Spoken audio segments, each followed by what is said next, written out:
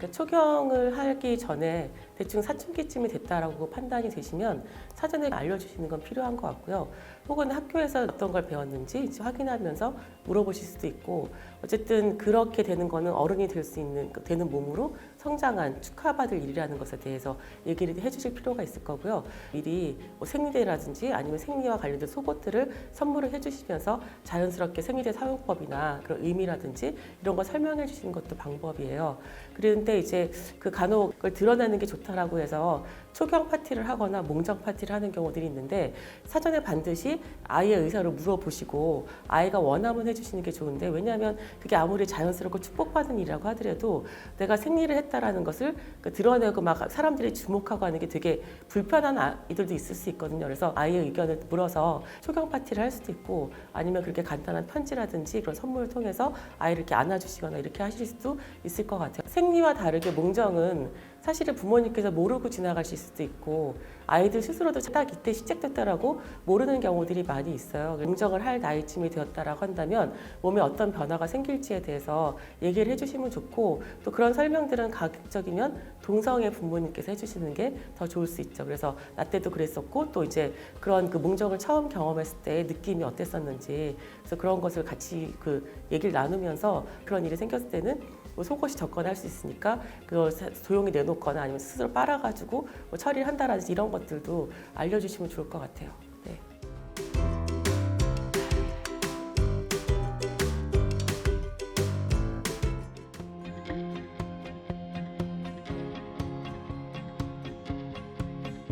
사실 되게 필요한 교육이기도 하죠. 사춘기 아이들 중에는 그 여자들의 생리에 대해서 소변 보듯이 잠깐 나오는 거라고 생각하는 사람들도 있고, 아니면 하루면 끝난다고 생각하는 경우도 있고, 그 기간 동안에 여성들이 얼마나 불편하고 힘든지, 왜 생리 때문에 휴가를 써야 되는지, 왜 생리 때문에 여행을 못 가는지 이런 걸 이해 못하는 경우들이 간혹 있어요. 그래서 그렇기 때문에 그런 교육들을 하는 건 굉장히 중요하고, 남자로서 자기의 몸을 아는 것도 중요하지만 또 그 상대방 여성에 대한 몸을 아는 것도 중요하고, 또 생리에 대해서 이해를 하게 되면 그 내가 어떻게 태어났는지 나의 존재에 대해서도 알 수 있고, 그래서 생리에 대해서는 뭐 과학적으로 설명을 한다면 그 여성의 몸에서는 한 달에 한 번씩 배란이 일어나고, 배란이 일어났을 때 정자와 만나서 수정이 되면 아이가 되는 것이고, 수정이 안 되면 영양분을 공급할 무엇인가가 필요하고, 그래서 그렇게 만들어지는 게 자국 내막에 그 양분을 쌓아놓게 되는 것이고, 수정이 안 되면 필요가 없으니까 몸 밖으로 나오는 것이 바로 생리다, 이렇게 설명을 해주시면 될 것 같아요. 그리고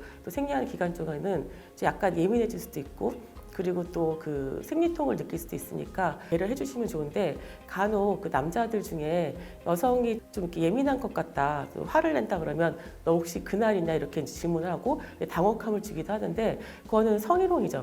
설사 이 사람이 생리 중인 것 같다라고 알아도 아는 척하지 않는 게 예의라는 것도 알려주시면 좋을 것 같아요.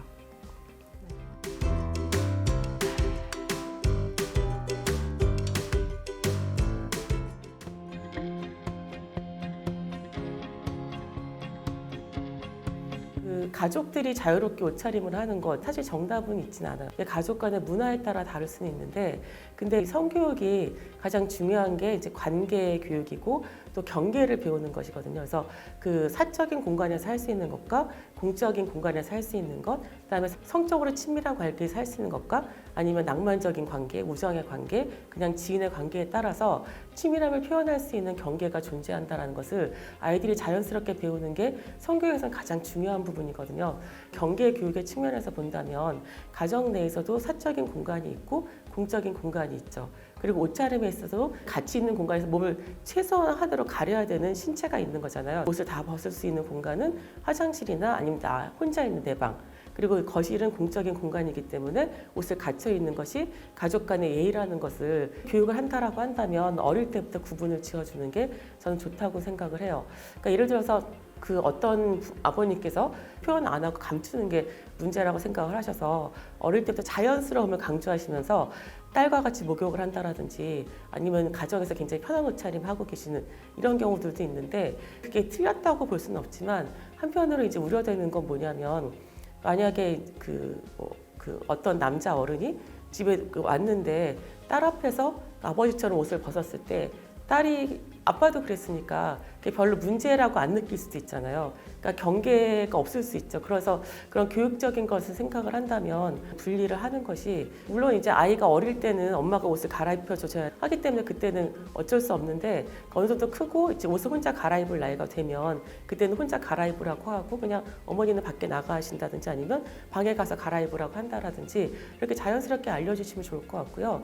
그리고 뭐 어릴 때도 같이 목욕하거나 그랬다라고 한다면, 목욕탕 가면 써 있잖아요. 만 옷에. 그러면은 이제 이거 보여주면서 이제 너도 이 나이가 됐으니까 이제는 분리하자, 뭐 이렇게 설명하시는 게 좀 쉬운 방법일 수도 있고. 그런데 이제 어머님은 그렇게 조심을 하는데 또 아이들은 그 부모님 앞에서 옷을 자유롭게 입을 수도 있어요. 부모님께서 이제 불편하게 느껴지시면은 표현을 하실 수도 있고, 어느 순간 또 아이들이 크면 자기가 시키지 않아도 혼자 또 옷을 갈아입거나 하기 때문에 그렇게 자연스럽게 하시면 좋을 것 같은데, 근데 그거를 억지로 이제부터는 이렇게 해야지 교육하려면 좀 힘드니까 더 어릴 때부터 시작하는 게 더 편할 수 있죠. 네.